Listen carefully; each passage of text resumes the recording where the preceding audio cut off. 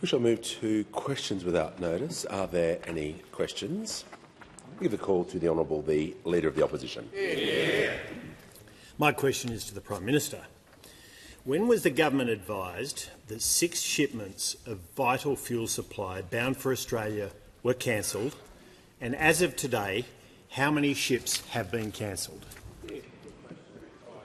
Call to the Prime Minister. Thanks very much, Mr Speaker. We are in constant engagement with all of the importers and all of the receivers of these supplies. It is on a daily basis. The Minister notified publicly, said publicly yesterday on the Insiders program exactly what the circumstances were. When it comes to fuel security, obviously, there are global challenges. We are visited today by the head of the International Energy Agency. I look forward to meeting with him after question time today. And we're having a series of meetings as well with our international partners, making sure that we can secure supply. I can inform the House that at 1 o'clock I had a very good discussion with Prime Minister Lawrence Wong of Singapore. And we are issuing now a joint statement on energy security. People would be conscious that after the closure of 4 of Australia's 6, 4 of the 6, then the Manager on a point of order. Thanks, Speaker, and it goes to direct relevance. You can't get a more specific question. When were you advised that the 6 shipments were cancelled, and have any more been cancelled since then? You cannot get more direct. Resume your seat. The Prime Minister did answer that part of the question when he indicated the timeline. Order when he referred to the Minister's statements yesterday.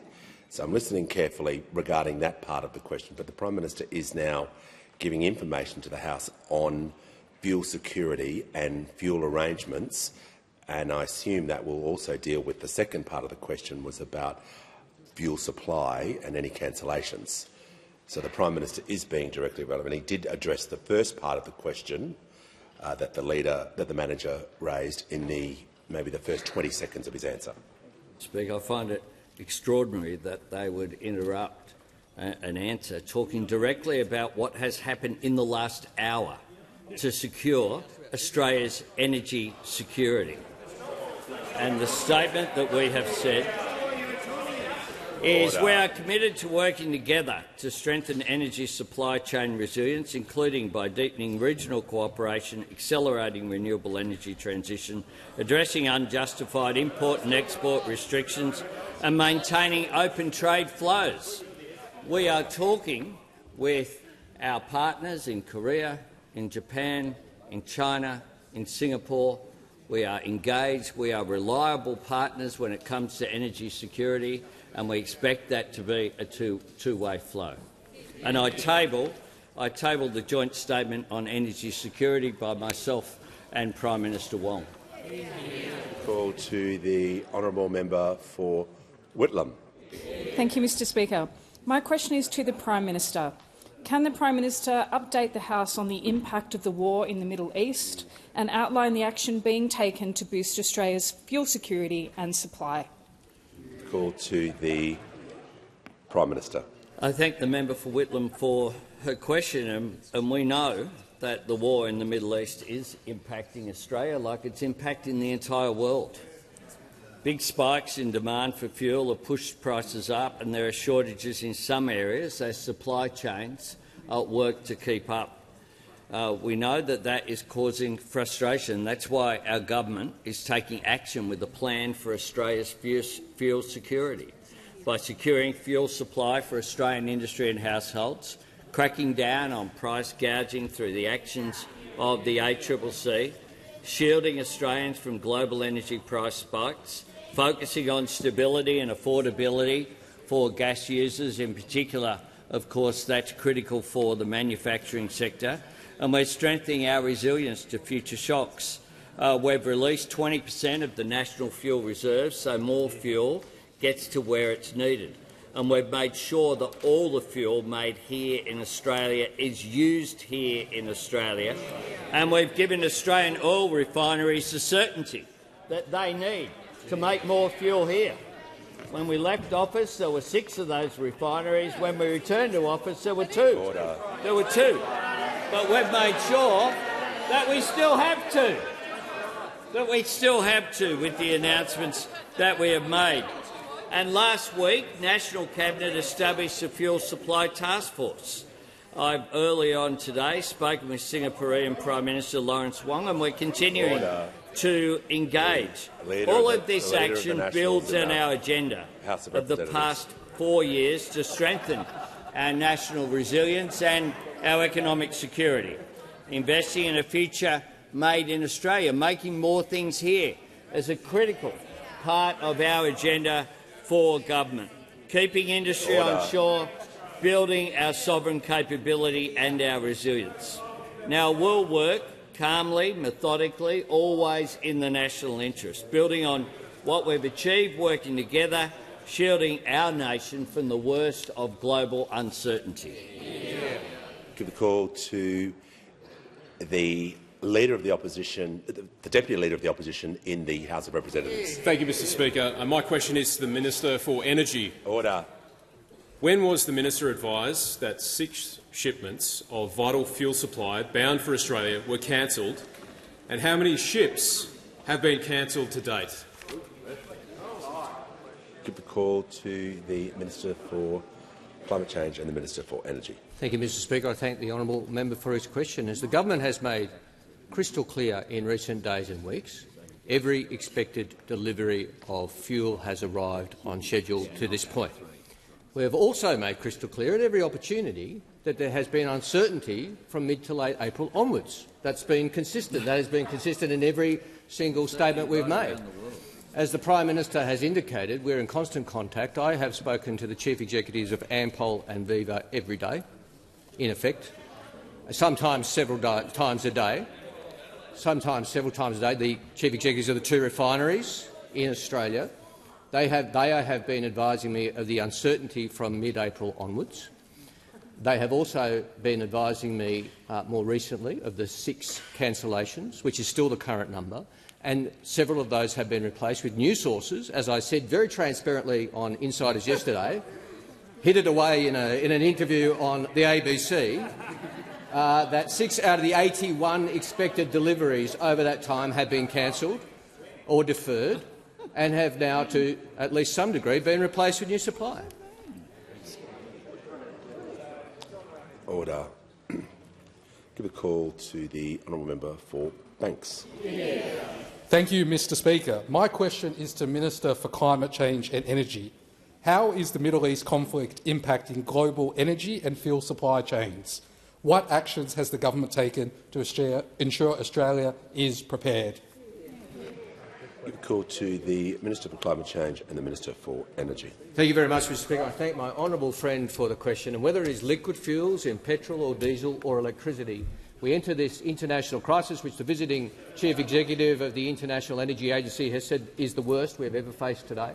We enter this crisis better prepared than ever before. We certainly had that as the case when it comes to liquid fuels, and on Saturday we updated our supply figures to show that there are 38 days worth of petrol and 30 days worth of diesel and jet fuel in Australia as we speak.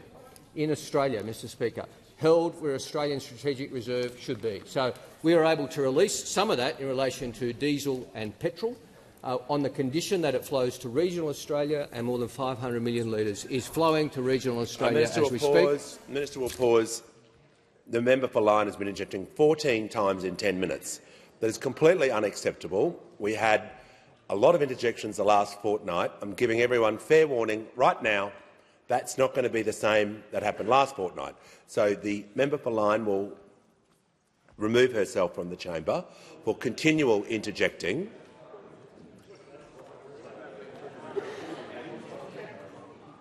It's just not the way this House will be conducted with myself as Speaker.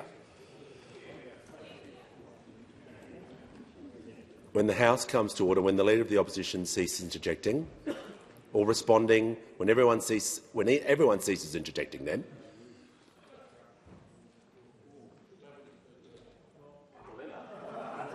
Order. When the House comes to order, and only when the House comes to order, the minister is going to be heard. Order. Order. The minister will continue. Thank you, Mr Speaker. And we've been able to release 20% of that, as I said, and we could release it because it's in Australia. Until 2023, that was not the case. And if we'd had to release it from Texas on the 28th of February, it still wouldn't be here today, Mr Speaker, because it takes about 30 days to get from Texas to Australia. And under previous administrations, the only release we could have had was the then Energy Minister saying, "Houston, we have a problem." Mr Speaker, that was the only energy security plan we had. But not just when it just comes to liquid fuel, also electricity. And, Mr Speaker, the honourable member for Banks would be pleased with the release of the draft default market offer, which shows his constituents getting a 4.6% reduction in energy prices and small businesses 10.1%, Mr Speaker, under the draft default market offer, which has been released publicly, not hidden from the Australian people, but released for all to see.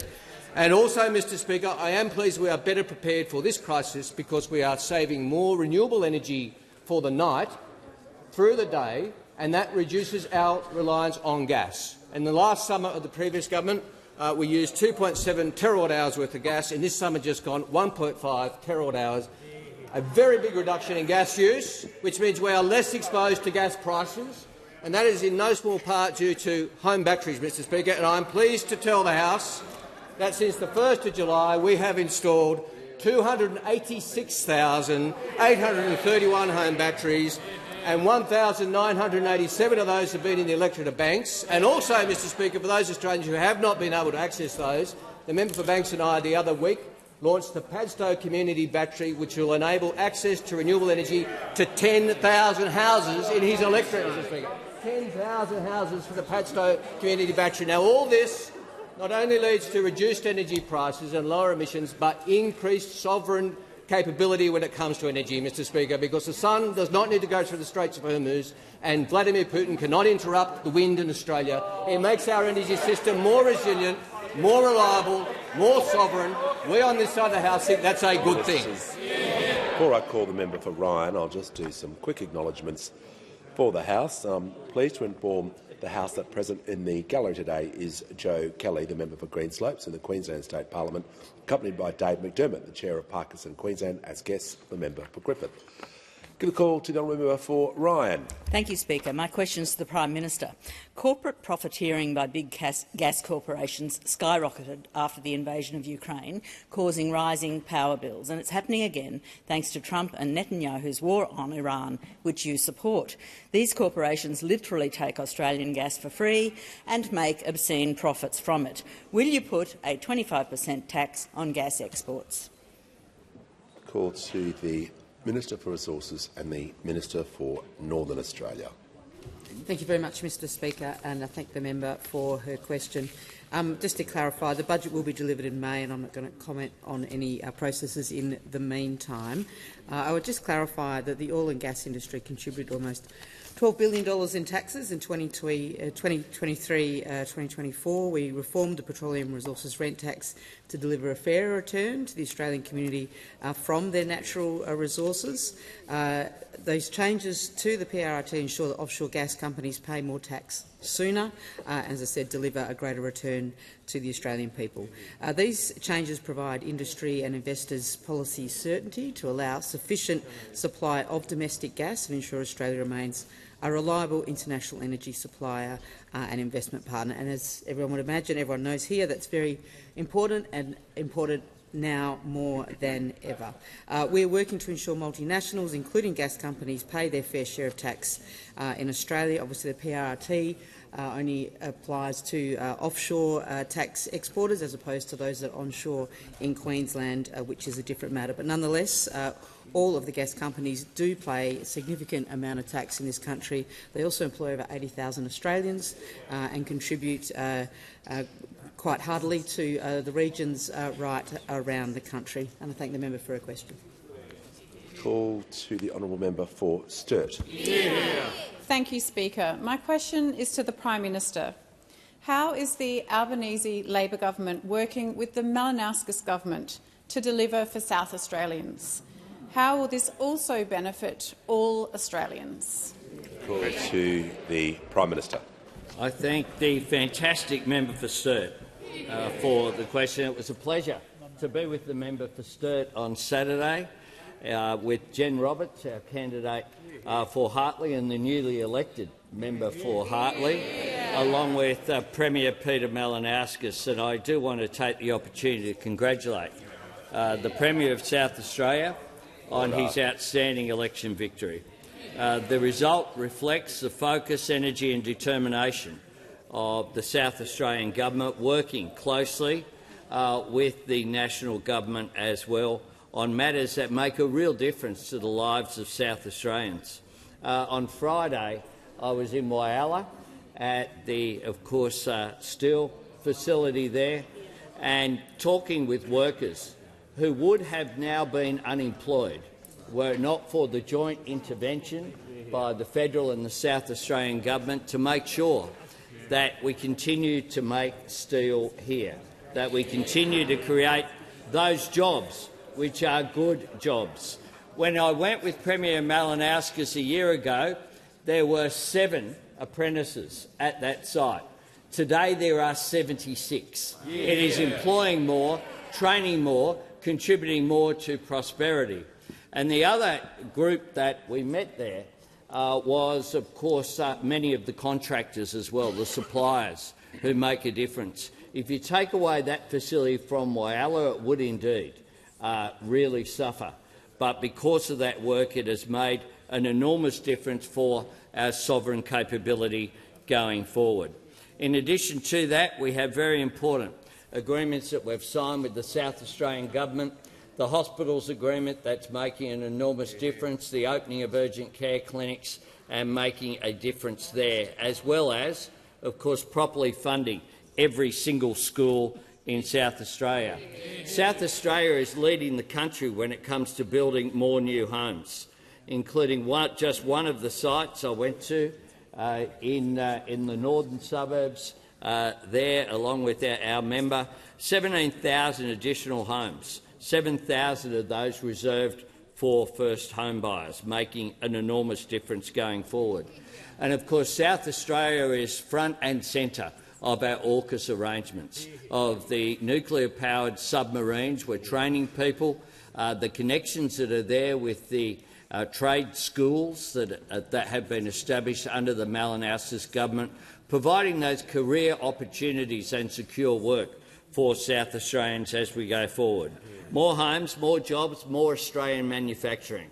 I look forward to working with the Malinauskas government over the years to come and continuing the success that our partnership is bringing the people of South Australia. The Manager of Opposition, resume your seat. Resume your seat. When someone is on their feet, do not approach them while they're concluding their answer. It's just a habit that's been starting to come in, and we're going to cease that as a way of... Now, the Manager has the call. Thanks, Speaker. My question is to the Minister for Energy. When were you advised that 6 shipments of vital fuel supply bound for Australia were cancelled? Give a call to the Minister for Climate Change and the Minister for Energy. Mr Speaker, I refer the honourable member to my previous answer, which was that we have been in constant contact every day, usually more than once a day, with the chief executives of the energy companies. They have been telling me that there was uncertainty from mid-April onwards, which is what I've said publicly. And yesterday, Mr Speaker, we went out and confirmed that 6 cancellations, which are not now, which are scheduled for April, have been cancelled or delayed and largely have been replaced, Mr Speaker. Now, that is what updating the Australian people factually is about. The alternative is to mislead the Australian people, Mr Speaker. Has the Minister concluded his answer? Has the Minister concluded his answer? The Manager on a point of order. Thanks, Speaker. And it goes to relevance. You can't ask a simpler question and we just want a simple answer. The manager is seeking a date, time and place of when something occurred. Order. The member for Barker and the Leader of the Opposition was just interjecting while I deal with this point of order. So the manager is seeking a date, place or time, an exact figure or time. I understand where you're coming from. Where I'm coming from is that the I can't compel the minister to answer the question as you would like. I'll do my best, but he needs to be directly relevant to ensure the question he was asked. Unfortunately, I can't deliver at the moment what you would like, but I'll listen carefully. Perhaps, Order. Mr. Speaker, the minister in continuation. I'll have another go at explaining to the opposition. These orders were not all cancelled on the same day at the same time, Mr. Speaker. It's an iterative process where some are cancelled, Mr. Speaker. They weren't all cancelled at the same time. It's not like the Chief Executive rings up and says, hey, we just had 6 cancelled. Mr. Speaker, yesterday I provided a factual summary to the Australian people on the total number that had been cancelled over the recent period, Mr. Speaker. That is what transparency looks like. The alternative is the approach of the Leader of the Opposition, who went to social media on Saturday and said that Australian refineries are exporting diesel and petrol, which is just simply untrue, Mr. Speaker. Untrue. And a former energy minister should know better than that. As the minister's concluded his answer. Order. When the House comes to order and the Leader of the Opposition ceases interjecting. When the House comes to order. I don't know why you can. If I give an instruction to cease interjecting, it's not the time to keep interjecting, Leader of the Opposition. So we'll just wait till the House resets and we'll hear from the honourable member for Ford. My question is to the Treasurer. What is the impact of the conflict in the Middle East on Australia's economy? How is the Albanese Labor government approaching this challenge? Call to the Treasurer. Thank you, Mr. Speaker. The member for Ford's already an outstanding local member in our part of South East Queensland. And while I'm talking about outstanding local members, I also acknowledge Joe Kelly up there in the gallery, up there with Dave McDermott. It's nice to see you too, mate. The conflict in the Middle East is weighing heavily on global markets today and on the global economy more broadly as well. Our own Australian economy is very well placed, but we're not immune from these pressures. We've got faster economic growth than any major advanced economy. We've got low unemployment, lower public debt than the major advanced economies as well. But we do know and we do understand that Australians are feeling the pressure around the kitchen table and especially at the petrol bowser, Mr. Speaker. Now, the two key considerations here are how long the war drags on for and how long it takes for supply chains to normalise afterwards. I've asked Treasury to model a number of scenarios. I released them publicly last week. They are conservative, but they still show a hit on growth and substantial pressure on prices. Now, these pressures don't replace the challenges that we had before the war, but they do exacerbate them.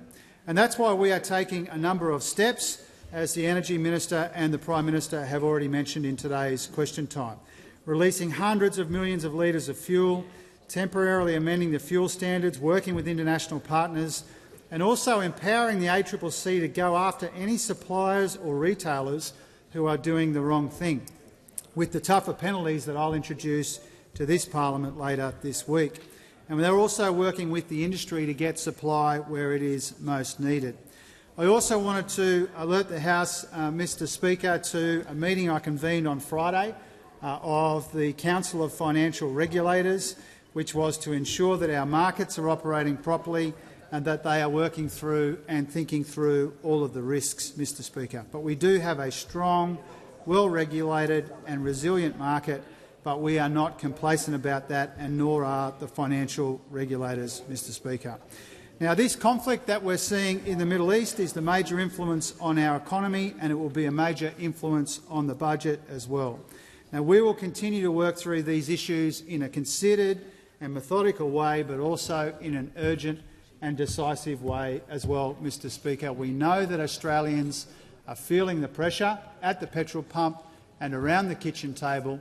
That's the government's focus as we work through the decisions and deliberations that lead up to the budget in May.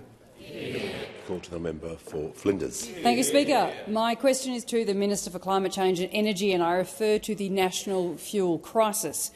How many service stations in Australia have run out of fuel? Give the call to the Minister for Climate Change and Energy. Mr Speaker, I thank the honourable member for the question. I'll have these figures state by state. In New South Wales at the moment, it's 37 out of a total of 2,444 service stations. In Queensland, it's 47 outlets with no diesel, 32 with no regular unleaded out of just over 1,800 service stations. In Victoria, at the end of last week, we saw 109 outlets with one or more grades unavailable, is how the Victorian government collects that information. Today's update is around 50 stations out of diesel. I have further updates for Western Australia, more by supplier than service station, but I am pleased to say, and I've been speaking to some Western Australian members opposite about this, that we are seeing more fuel flow in Western Australia and those numbers come down. Call to the honourable member for McEwen. My question is the Assistant Treasurer Minister for Financial Services. How is the Albanese Labor government protecting consumers and maintaining economic stability in the face of heightened global volatility? The call to the Assistant Treasurer and the Minister for Financial Services. I thank the member for McEwen for his question, and I acknowledge his long history in the transport sector and his advocacy for that sector and the workers in it. The Albanese government is firmly focused on protecting Australian consumers and maintaining economic stability at a time of heightened global volatility. Australia enters this period from a position of strength. Our economy is resilient, our banking system is well capitalised, and we are well placed to withstand the impacts of volatile global markets. We know that many Australians are under pressure, in particular given recent shocks to energy prices, which is why our government continues to roll out responsible, targeted cost-of-living relief. This includes 2 further tax cuts for every Australian taxpayer, cutting student debt, cheaper medicines, cheaper childcare, and making it easier and more affordable to see a doctor.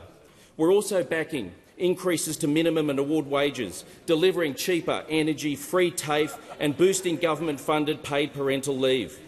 Our plan is about easing the cost of living pressures now while also building stronger, fairer and more competitive markets for the future. On the 11th of March, the Treasurer, the Minister for Climate Change and Energy and the Assistant Minister for Competition announced a major consumer protection package, doubling penalties for false or misleading conduct and cartel behaviour to $100 million per offence.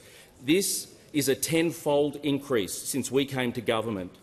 Also directing the ACCC to step up weekly fuel price monitoring and working with industry to boost fuel supply, including supporting ACCC authorisation to coordinate supply where needed. The ACCC have held an emergency meeting with fuel companies, pressing them to explain recent rapid price increases and providing detailed supply chain information that the ACCC will now scrutinise. The regulator again warned the sector against any collusive, anti-competitive or misleading conduct. On the 19th of March, the ACCC launched an enforcement investigation into alleged anti-competitive conduct by Ampol, BP, Mobil and Viva, following reports about diesel availability for independent wholesalers in regional and rural areas. The ACCC has also urgently authorised fuel suppliers to coordinate supply, with conditions that prioritise independent distributors and protect fuel access for regional communities. We are strengthening competition across the economy, from cracking down on unfair trading practices in the supermarket sector and strengthening unit pricing laws to investing in food security in remote communities. We know many people are doing it tough. That's why we're working to ensure Australian consumers, no matter where they live, benefit from fairer prices, more transparent markets and stronger competition across the entire economy. Call to the honourable member for Flynn. Thank you, Mr Speaker. My question is to the Minister for Climate Change and Energy, and I refer to your previous answer with respect to supply of diesel at service stations in the East Coast states. Could the Minister supply us with information on lack of diesel and fuel at service stations in the Northern Territory, South Australia and Tasmania? Good call to the Minister for Climate Change and Energy. Well, Mr Speaker, we'll continue to work with the states cooperatively through the National Cabinet and through Energy Ministers' Council, which convened on Friday, National Cabinet earlier in the week, and both will convene again soon, and we'll continue to share information. I am participating in a Tasmanian roundtable at the request of the acting. I am participating this afternoon in a Tasmanian government organised roundtable at the request of the Liberal Minister for Energy in Tasmania, which I'm very happy. I'm very happy to participate in. I can report to the House, Mr Speaker, in terms of flow of fuel to regional Australia. The release of the minimum stock obligation, which I approved a little over a week ago, was conditional on fuel flowing to regional Australia.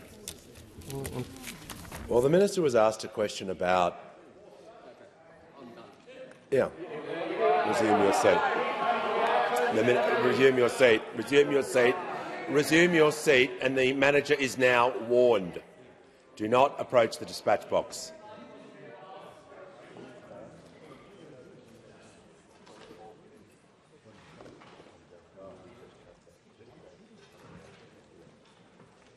We'll hear from the honourable member for Boothby. Thank you, Mr Speaker. My question is to the Deputy Prime Minister. How is the Albanese Labor government delivering AUKUS across the country, including in my home state of South Australia? How does this compare to other approaches? The call to the Deputy Prime Minister and the Minister for Defence. Well, can I acknowledge the member and her work in contributing to South Australia being at the heart of Australia's defence industry. AUKUS represents the biggest leap in Australia's military capability in more than a century, but it is also the largest industrial project in our country's history. 20,000 jobs, engaging the industrial base of the eastern seaboard.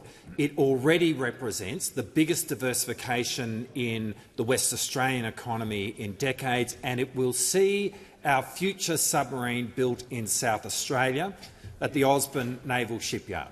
Now, in coming decades, $30 billion will be invested here. And just over a month ago, the Prime Minister and Premier Malinauskas announced a $3.9 billion down payment on this. At its peak, the shipyard will be home to those sustaining the Collins-class submarines, building our Hunter-class frigates and building our future submarines, which in total represents more than 7,000 workers, the biggest industrial site in our country.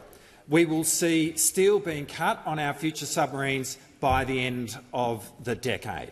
And already work is underway in constructing the submarine yard. This is a project which is being delivered, and we are really fortunate to have the Malinauskas State Labor Government as our partner. And they see that Osborne is central to the South Australian economy. Indeed, South Australia rightly and proudly declares itself the defence state. And so it's no surprise to me that on Saturday the South Australian people roundly endorsed the economic agenda of the Malinauskas government with its thumping re-election. And I really want to congratulate the Premier and his entire team on their remarkable win. Now, this stands in contrast to One Nation, which have really only ever been about stunts and the vibe, never about the actual delivery of jobs and defence capability.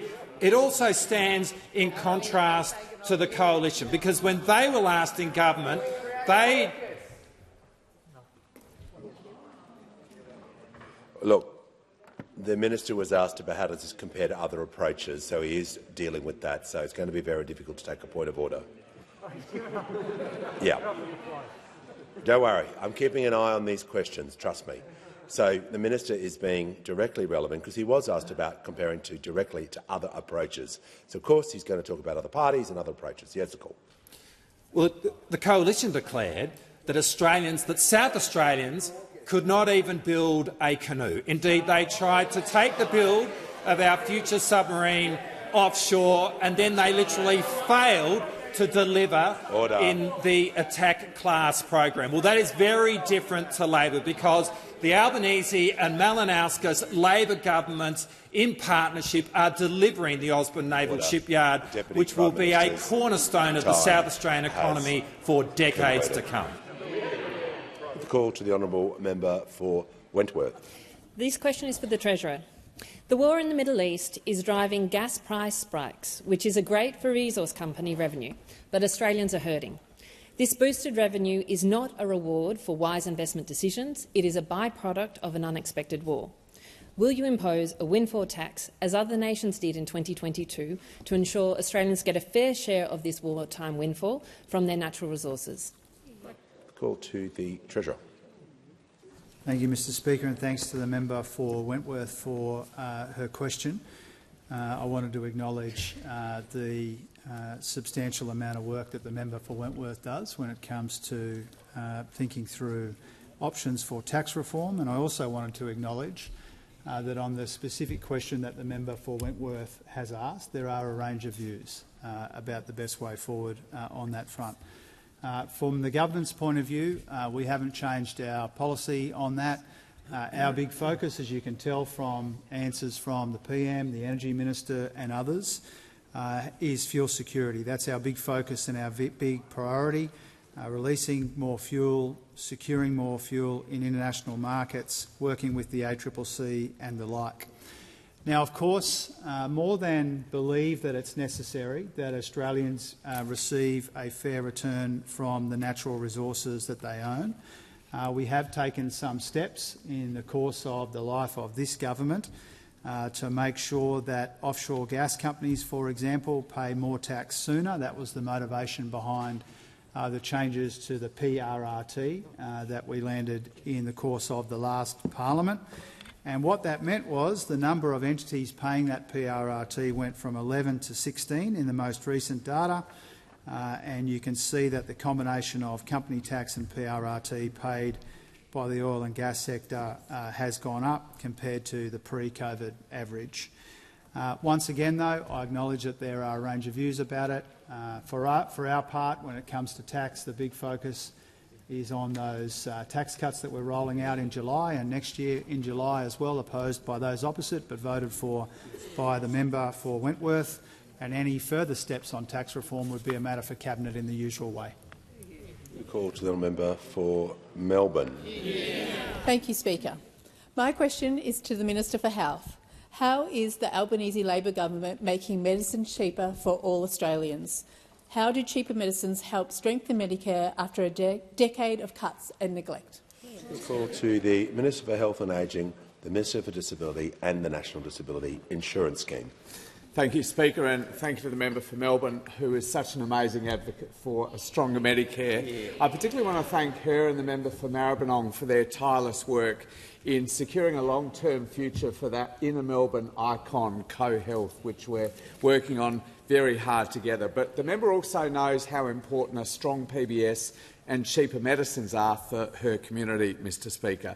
The PBS is one of the world's best medicine systems. For 8 decades, it has been delivering Australians access to the world's best medicines at affordable PBS prices. And today, that is more important than ever. In a time of turbocharged discovery, where new medicines are coming onto the market at a huge, unprecedented pace every single month. These new treatments using revolutionary technology are highly effective, Mr Speaker, but they're also incredibly expensive. Since we've been elected, we've listed more than 400 new medicines onto the PBS, and this month, just as an example, I'm delighted to say that we listed a new treatment called Ultomiris for a relatively rare condition, myasthenia gravis. This relatively rare condition impacts only about 3,000 Australians, but it can impact their ability to manage everyday tasks very severely, like walking or even chewing or breathing, Mr Speaker. And this is the first new treatment for those patients on the PBS for 30 years. It's going to make a huge difference to their lives. But without this listing today, those patients would have to pay $25,000 for every single script. From this month, instead of $25,000, they'll pay just $25, Mr Speaker. And that is the beauty of the PBS, the world's best treatments here in Australia at affordable PBS prices, Mr Speaker. And as the member for Melbourne knows, we've been busy over the last 3 or 4 years making those prices even more affordable, Mr Speaker.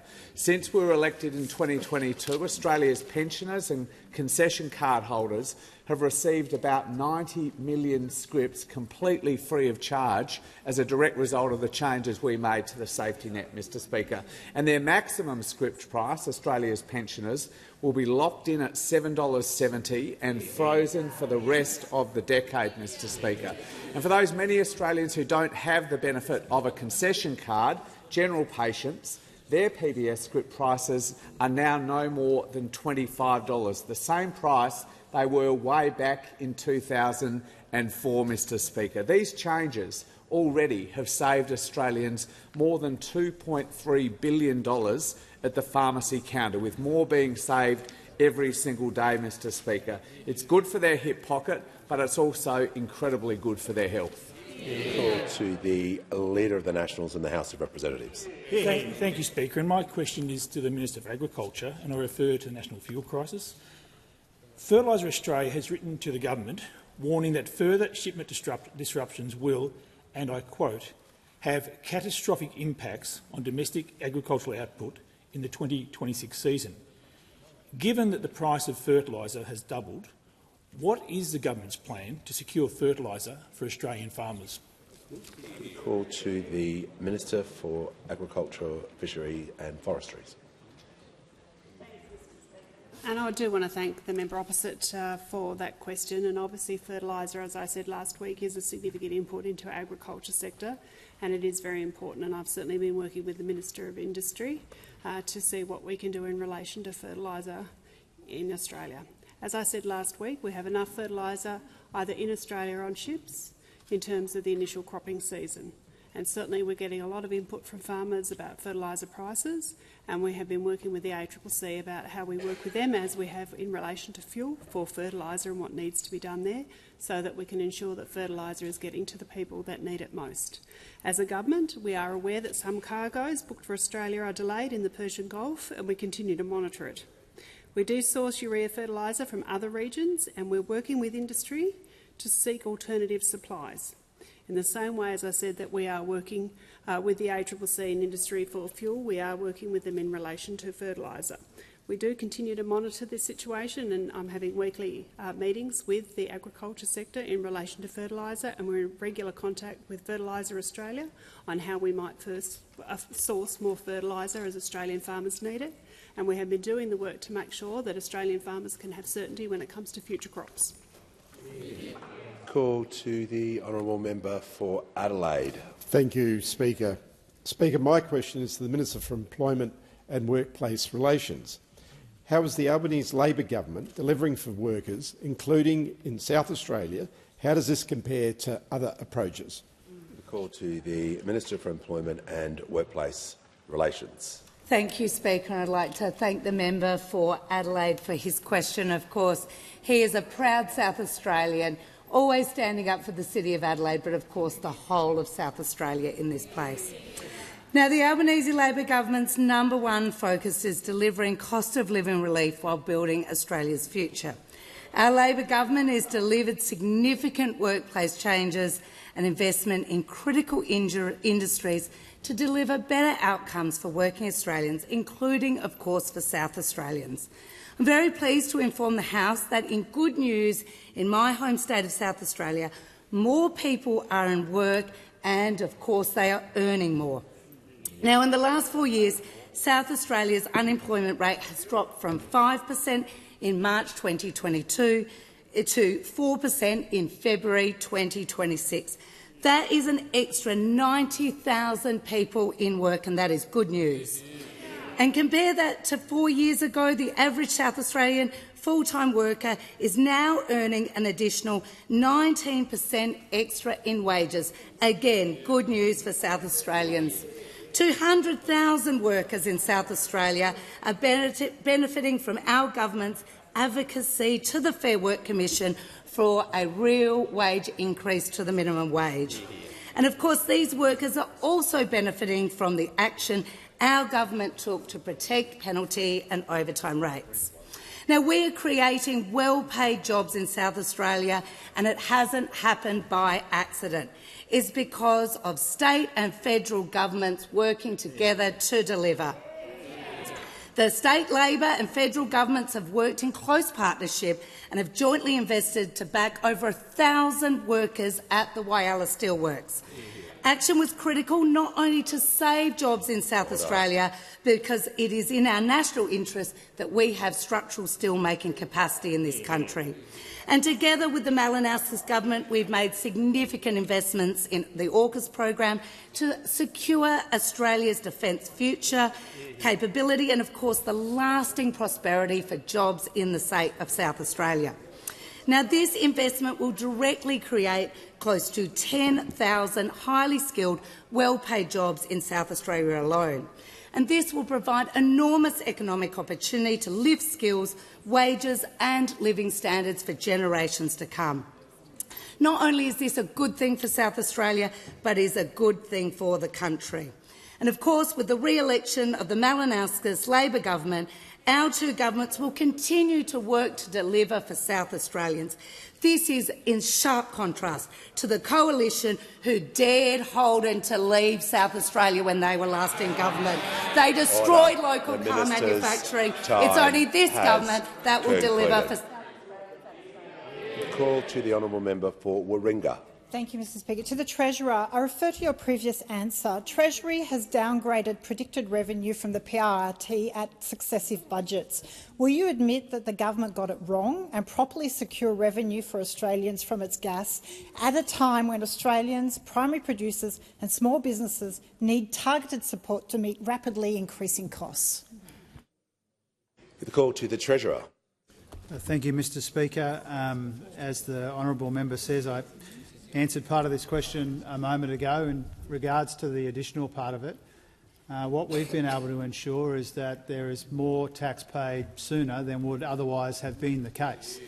And obviously, when you're dealing with a volatile commodity that we're talking about now, then sometimes the numbers come in lower, sometimes they come in higher than is forecast. Now, on the broader point that the honourable member is making, a bit like the point that her colleague near her was making a moment ago, I do understand that there are a range of views about this. We do believe that Australians deserve a fair return on the resources they own, and that's what motivated our efforts with our PRRT reforms to get more tax paid sooner than would otherwise have been the case.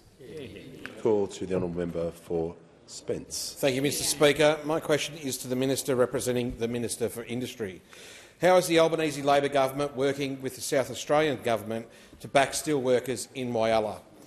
Why is this important for our sovereign manufacturing capability? Call to the Minister for Defence Industry, the Minister for Pacific Island Affairs and the Minister representing the Minister for Industry. I thank the member, a proud South Australian, for his question. Speaker, the Albanese Labor government's #1 focus is delivering cost-of-living relief while building a future made in Australia. This will increase our independence and sovereignty and create Aussie jobs. It was at the heart of the progressive patriotism agenda the Prime Minister took to the people in 2022 and 2025. Making steel in this country is central to that. It's just been just over a year since we joined the Malinowskis government to intervene and save the Whyalla Steelworks. A year since we made that critical decision to protect Aussie jobs and strengthen our sovereign manufacturing capability. Our intervention has ensured that not only is the steelworks continuing to operate, but that it has a bright future. Jobs have been protected and created, performance restored. Speaker, the steelworks has been having record-breaking performance across steel, rail and finished goods. Output is at multi-year highs. And while those opposite wrote off Whyalla time and time again, we joined with the community to fight for its future, saving thousands of jobs. Speaker, building sovereign manufacturing capability builds resilience throughout the economy. For example, 52 tonnes of steel used in the construction of the Port Wakefield missile factory came from the Whyalla Steelworks. Aussie-made steel leading to Aussie-made missiles. And Phosphate Hill, Australia's only producer of ammonium phosphate fertilisers, announced earlier this month that it had found a buyer. This was only possible because of the government's intervention to save the Mount Isa copper smelter. Let's be clear, without critical inputs from the copper smelter, we would not have the fertiliser factory. So, Speaker, steel making, copper smelting, fertiliser production, all critical manufacturing capabilities essential to our sovereignty, all opposed by the Liberals. Speaker, the current Middle East conflict reminds us that we need to have an economy that is resilient and sovereign. We need an economy that makes more things here.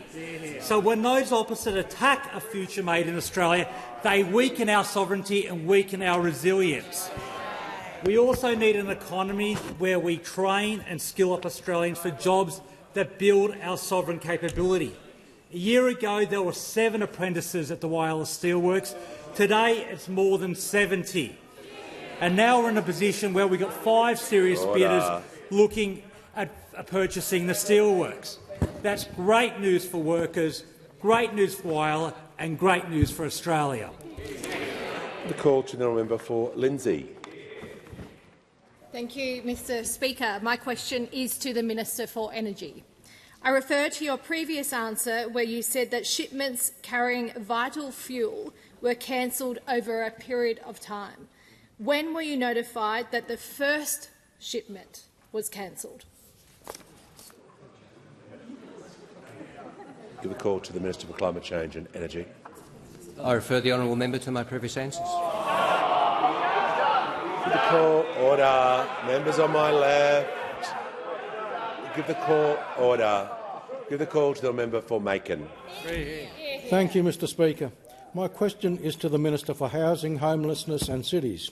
How is the Albanese Labor government delivering on its commitments to ensure that Australians have a safe and secure place to call home? Call to the Minister for Housing, the Minister for Homelessness and the Minister for Cities. Thank you, Speaker, and I thank the member for Macon for his question and for his fantastic advocacy for more housing in his community. Speaker, our country is confronting a housing challenge that's been building for 40 years, and this is placing a hugely unfair burden on Australians, on young families, Speaker, on women and children who are fleeing family violence, and particularly on that younger generation who are struggling to find a foothold in the housing market. Speaker, that is why our government has built the boldest and most ambitious housing agenda that a Commonwealth government has had in this country since the post-war period. $45 billion, Speaker. We are building more homes, we're getting renters a better deal, and we're getting more Australians into home ownership. Now, Speaker, my job is about delivery, delivery, delivery, and I want to share with the chamber some of the work of our government over the past week. Speaker, on Monday last week, the member for Fenner and I turned the sod on 315 new homes we are building in Belconnen. The member for Swan turned the sod on 58 Housing Australia Future Fund homes in Riverdale. Order. Speaker, on Tuesday, the member for Blair announced 24 new social homes in North Ipswich in his electorate. On Wednesday, the member for Gilmore opened 15 new crisis homes in her community. On Thursday, the member for Barton joined the New South Wales Premier to announce 600 new social and affordable homes that are funded through the Housing Australia Future Fund. Speaker, on Friday, the member for Cunningham opened 6 new crisis homes in her electorate, and the member for Bendigo opened 73 new Housing Australia Future Fund homes in her electorate. Now, Mr Speaker, if I draw you back to Monday last week alone, our government turned the sod on 373 homes. Now, that may sound to the parliament a familiar number, 373, Speaker. That is because that is the total amount of homes that those opposite built in 9 years governing our country. Speaker, I'm not making this up. Last Monday, we turned the sod on the same number of homes that they built in almost a decade, and that is a national disgrace, Speaker. Now, Speaker, these homes join the 570,000 homes that have been built since we came to office, the 6,000 social and affordable homes we've already completed, the 24,000 homes that we've got in planning or construction right now. Now, I've shared a lot of numbers with you here, Speaker, but let me bring it right back to the heart of the matter. Our government understands that housing is not just about bricks and mortar. We are helping Australians build the foundation on which they and their families will grow and build a great life in this beautiful country of ours, Speaker. 55,000 social and affordable homes that will change the lives of 55,000 Australians and their families. The call to the member for Kooyong. Thank you, Speaker. My question is for the Treasurer. Treasurer, your government has a productivity problem and a worsening cost of living crisis. Every dollar invested in Australian health and medical research yields close to $4 for the Australian economy. Without giving this place a shopping list of other economic data, does the government in the forthcoming budget plan to invest more in medical and scientific research, recognising both the productivity dividend and the positive effect that it would have on the nation's health? Call to the Treasurer. Thank you, Mr Speaker, and thanks to the honourable member for Kooyong for her question.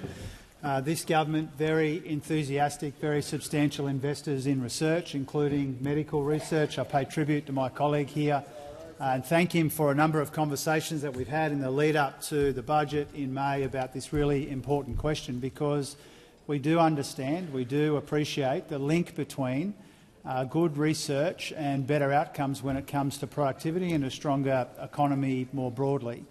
And our colleague in the other place, Minister Ayres, has received and now released some good work that we had done when it comes to the future of research and development, and obviously the Medical Research Fund is part of our thinking in that regard. We're going to work through the recommendations of that report and make our views known in due course, but I assure the member, as I have on other occasions as well, that we're enthusiastic supporters and investors in medical research.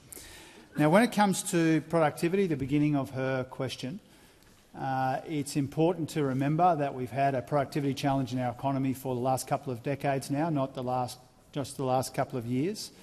In fact, over the last year, productivity was 1% through the year, annual, and that's above the 20-year average, but it's still not good enough. It's still not good enough.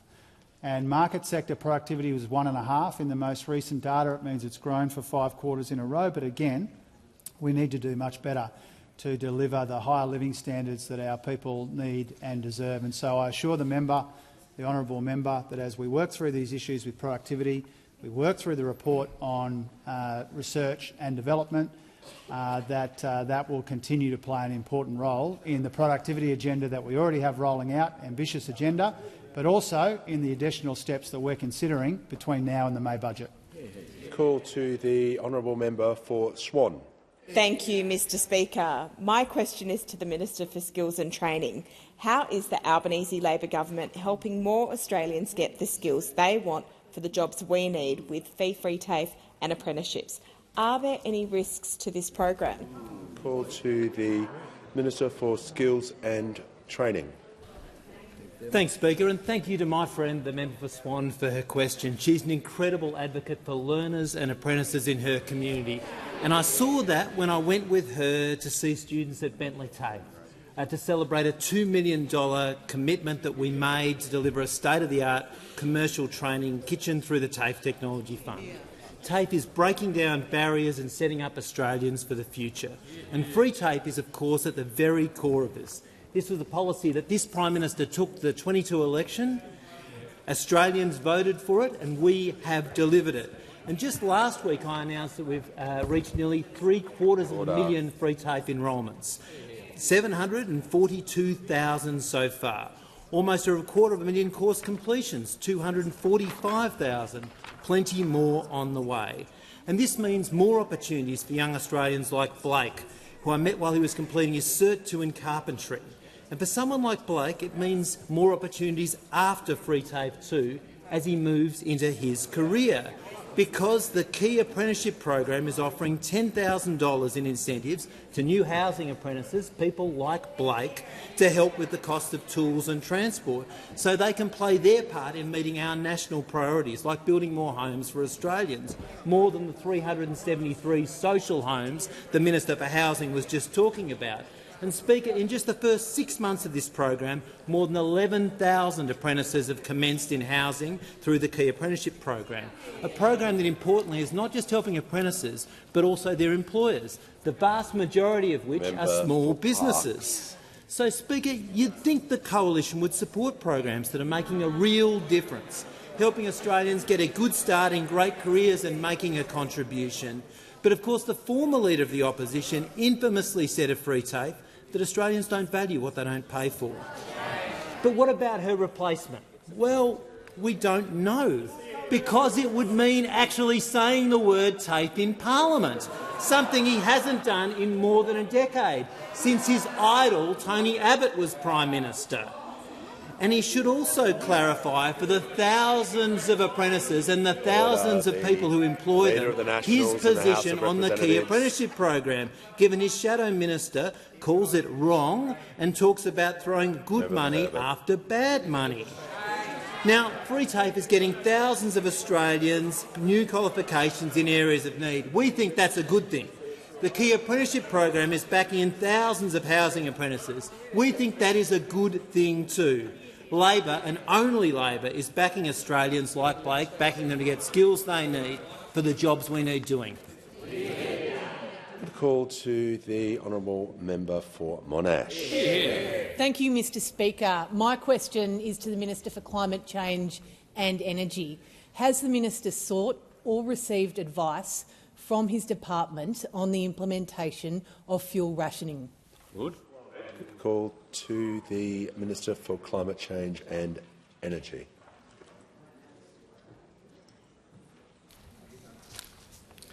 Thank you very much, Mr Speaker. I thank the honourable member for her question. Of course, I have engaged with my department in prudent contingency planning, Mr Speaker.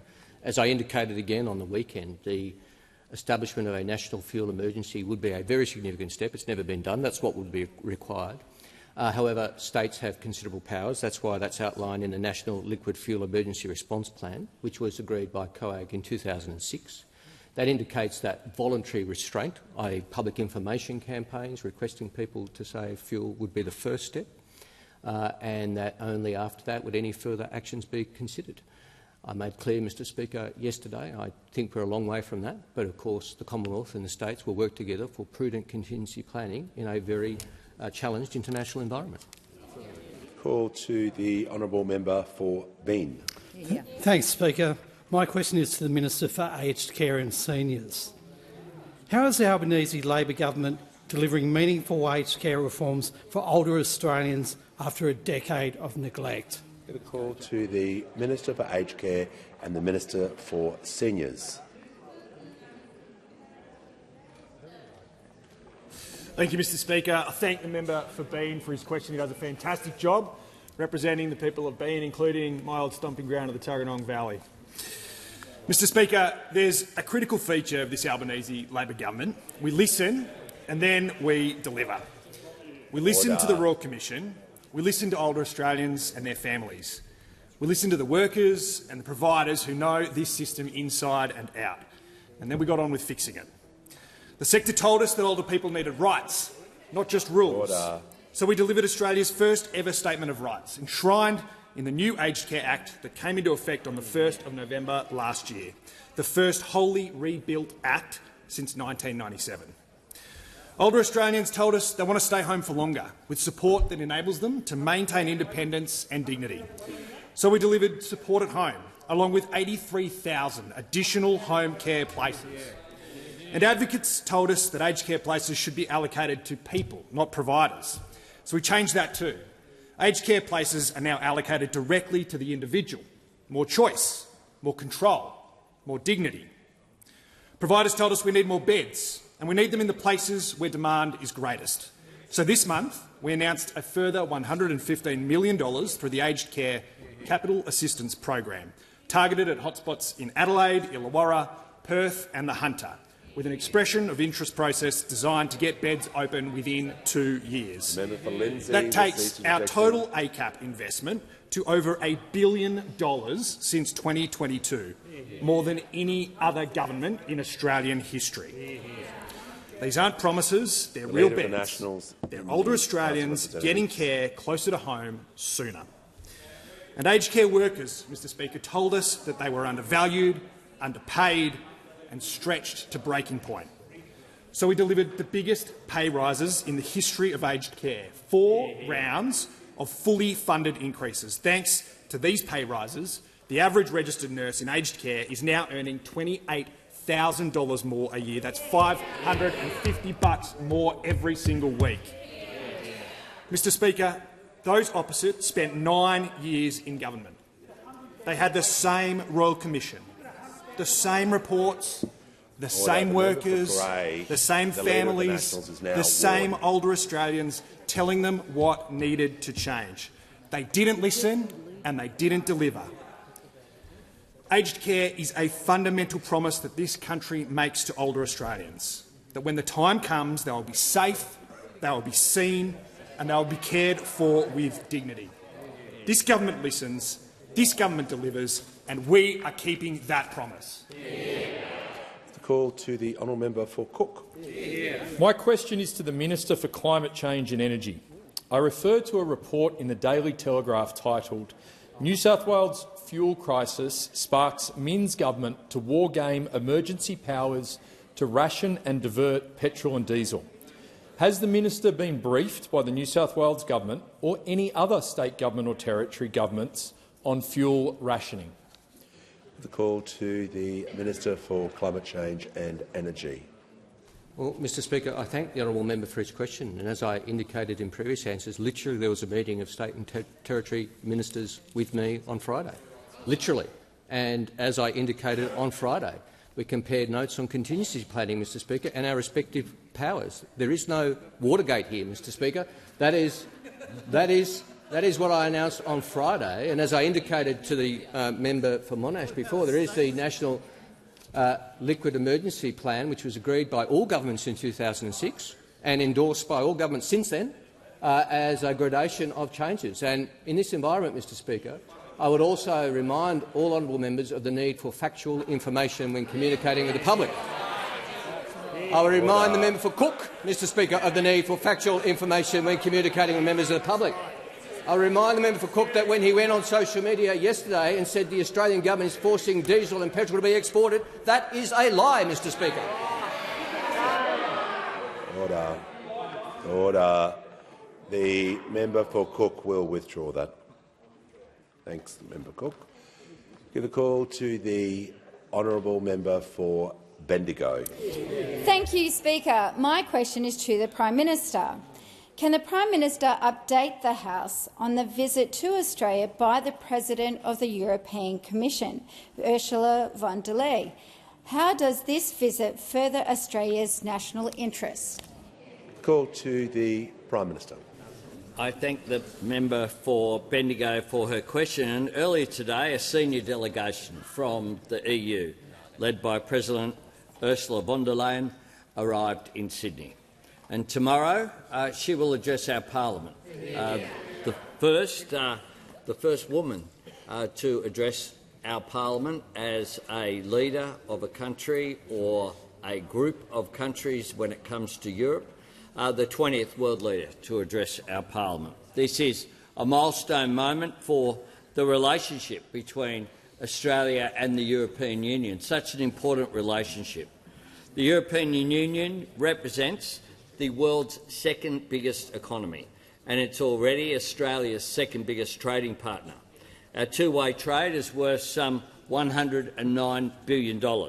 That represents jobs and economic prosperity, and our government has been working patiently and constructively to take that to the next level, to give Australian farmers and growers and exporters better access to a market of 450 million consumers, and to give our friends in Europe the chance to enjoy Australian food and fibre and wine, the best products in the world that we are so proud of.